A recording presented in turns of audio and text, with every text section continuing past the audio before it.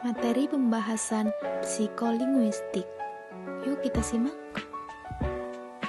Secara etimologi, kata psikolinguistik terbentuk dari kata psikologi dan linguistik, yakni dua bidang ilmu yang berbeda, yang masing-masing berdiri sendiri, dengan prosedur dan metode yang berlainan.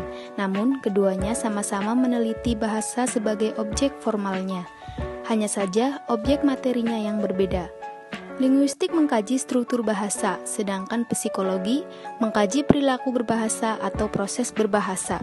Dengan demikian, cara dan tujuannya pun berbeda. Selanjutnya, menurut G. Kempen tahun 1976, bahwa dalam psikolinguistik ada dua komponen yang menjadi objek studinya, yaitu manusia dan bahasa.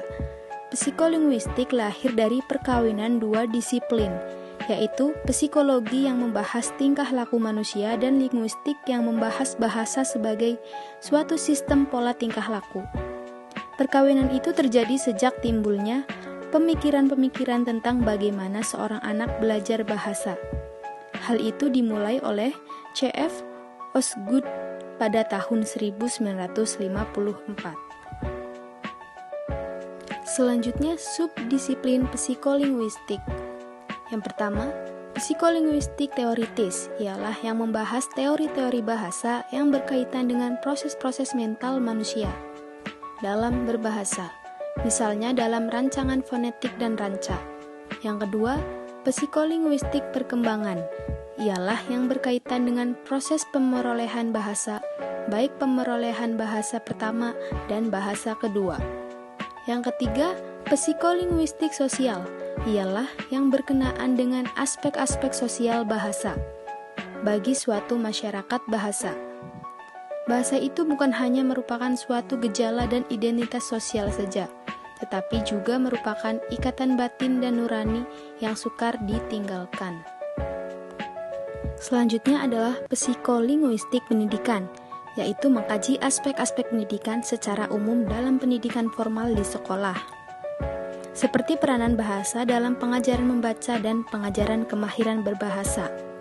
Selanjutnya adalah psikolinguistik neurologi, yaitu mengkaji hubungan antara bahasa berbahasa dan otak manusia.